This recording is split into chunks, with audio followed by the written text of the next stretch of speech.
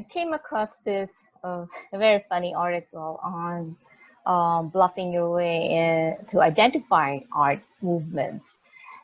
Like this example, if it looks like a really satisfying game of Tetris, it's a Mondrian. If it's a portrait of Rembrandt, well, it's a Rembrandt. So this is how you pretend to know a lot of art with these clues. If it's got ugly babies, it's medieval. So I got to thinking, what about other art? Because all these are Western art.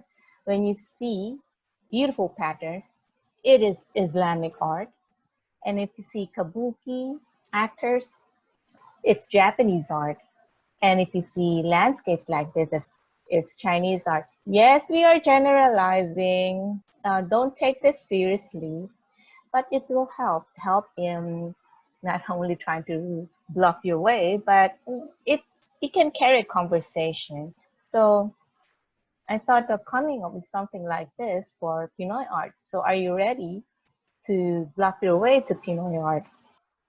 If you see rural scenes, idyllic, rural, romanticized from rural scenes, yes, you guessed it, Amorsolo. And if you see heroic, epic scenes from Philippine history, it has got to be Botong Francisco. And if it's in a sculpture, chances are it's Guillermo Tolentino. If it looks like an ink blot or like, when you kill a mosquito, it's a Zobel.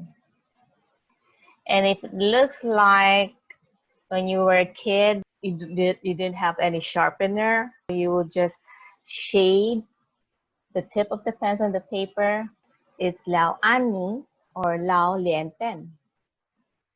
And if you see a carabao with chicken legs, it's Tabuena. It's an artist who just wants to finish the entire tube. It's Jigger Cruz. And if you see blobs, formless figures, it's like something melting in front of you, it's H.R. Ocampo.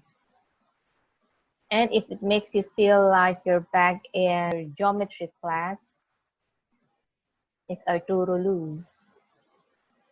If it's something that looks like the artist has a lot of black, dark color to dispense of,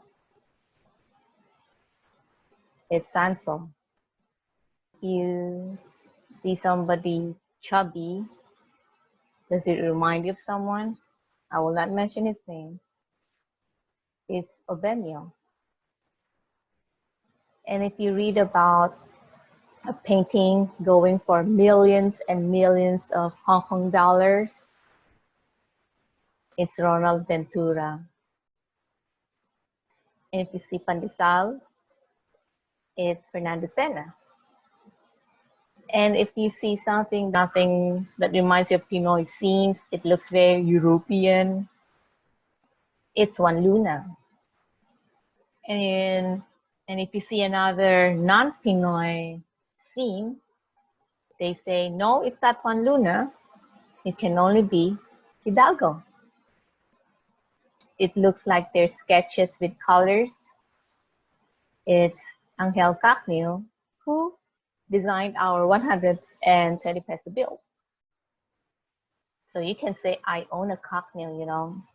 And if it's a sculpture, celebrating, reminding us of our childhood, chances are it's Michael Cacnio. And if you got it wrong, well, if you have a second chance, you can say, well, I think that's Castrillo. But if you still got it wrong and you have another chance of guessing, just say, oh, I'm sure that's a Banez. Women in green, goldish green, it can only be Anita Magsaysay Ho. Transparent cubism, very colorful, it's Manansala. And if it's not as colorful, it's Legazpi. And if you see a lot of blues, it's Imam. And of course, it's Ariwano. And if it's a tapestry or you see thick black strokes, it's Aguilar Cuas. Again, with a lot of colors, gold, it's Cunha. And if you're looking at what seems to be a very high-tech X-ray, it's Olazo. If you see characters with very long necks, it has got to be Rubio. Well, yes, they have long necks, but they're thicker. It's Malang. And if this reminds you of a fish pond where all the fish are just going to one direction, it has got to be Hoya. If it's a blurred picture, colorful picture, Elizalde Navarro. And if this reminds you of bones, it's Ang Kyukok. See one lady, dancing with a blanket. It has got to be Ben Cadsabel. If you're wondering, what is Rembrandt doing in Pinoy art? Well, you have to blame Lee Aguinaldo for that. See a bald guy, Elmer Bolongan. 19th century Spanish colonial era houses, Manny Cinquenco. You see figures with Garfield eyes, Benito. If you feel like you're in a candy store, it's La Maraza. Okay, can you guess who created this? Idyllic rural scenes. Actually, it's Fabian de la Rosa. And if they tell you, well, this painting occurred around the time of Amorsolo, but he doesn't want to look anything like Amorsolo, it has got to be Edades. Support Pinoy artists, buy local. Supporting our local art scene is essential. Art is essential.